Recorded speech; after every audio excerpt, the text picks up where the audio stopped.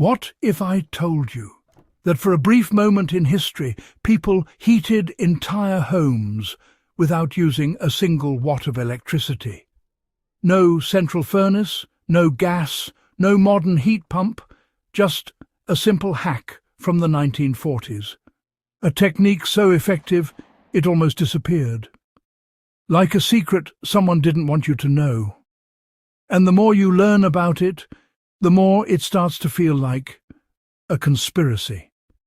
Because this wasn't just a clever trick, it was a system, a method, a way to turn an ordinary radiator into a silent, powerful heater that could warm an entire home. So, what happened to it? Picture the 1940s. World War II is raging. Resources are scarce, fuel is rationed, people are forced to get creative. And then, in the middle of all that, a strange discovery emerges. People begin noticing something odd. Their homes are staying warm, even when the heat is turned down. And the secret isn't in a new furnace or some advanced technology. It's in the radiators themselves. Because radiators were not just heating devices back then. They were the heart of a home. And if you knew how to manipulate them, you could control the entire environment. So, what was the hack? It started with a simple question. What if you could make a radiator store heat? Not just produce it, but hold it, like a battery, and then release it slowly, over hours. Even after the heat source was turned off, it sounds impossible, until you understand the physics. Radiators work by transferring heat through metal. But metal has a property called thermal mass. Thermal mass is the ability of a material to absorb and store heat energy. So, if you can increase the thermal mass of a radiator, you can increase its ability to store heat. And that's exactly what people did. They added dense materials around the radiator. Materials like brick, stone, and heavy cast iron. They essentially turned the radiator into a heat battery. But there was more. They discovered that the radiator didn't just heat the room.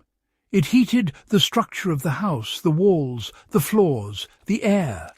And once the house absorbed that heat, it kept releasing it, even after the radiator stopped working. This wasn't a heater. This was a thermal system. Now, here's where it gets strange. This wasn't just a DIY trick. It was being used in entire neighborhoods, even whole apartment buildings. And the key wasn't just insulation or new materials, it was placement. They placed radiators where they would heat the most structural mass. Near walls, near floors, near stairwells. They used the building itself as a thermal reservoir. And then they used the radiator as the charge mechanism. Heat it up, let the structure absorb it, then let it slowly release. And the result? A home that stayed warm for hours without continuous energy input. Some homes stayed warm all night, even in sub-zero temperatures, all without electricity. So, if this was so effective, why did it vanish? Why did this radiator hack fade into history, like it was never real?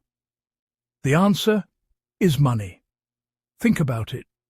If you can heat a home using stored thermal mass, you need less fuel, less energy, less consumption.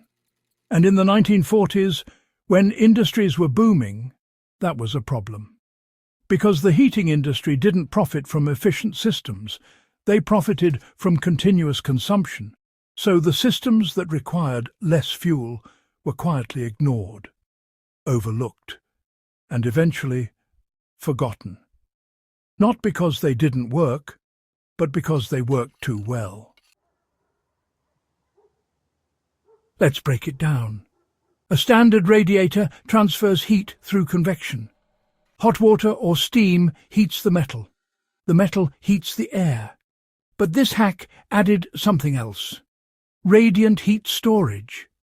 Radiant heat doesn't just warm the air, it warms objects, and objects warm the air around them. So the house becomes a living thermal system. Now, modern heating is based on a simple concept: maintain temperature by constant energy input. But this 1940s system did the opposite. It used a single charge and let the house stay warm naturally. It was the first real passive heating system, and passive heating is still one of the most efficient ways to heat anything. So why did we abandon it? Here's the twist. Today, we're obsessed with green technology, heat pumps, solar panels, smart thermostats, but the most efficient systems are often the oldest. The idea of thermal mass is used in modern passive houses, in earth-sheltered homes, in sustainable architecture. But we still rarely use it in standard buildings.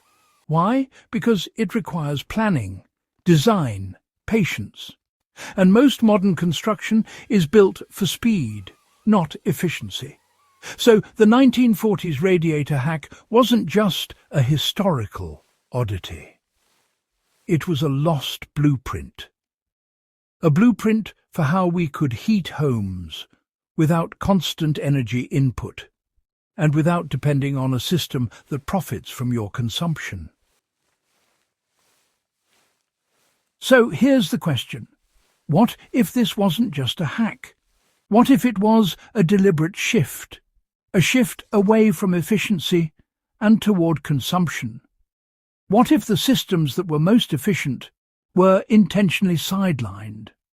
Because efficiency threatens profit, and profit is the real heat source.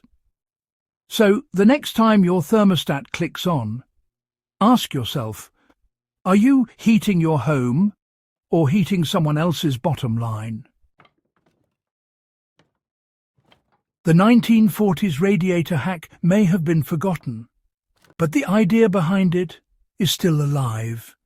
A home that heats itself, a structure that stores warmth, a system that works with nature instead of against it.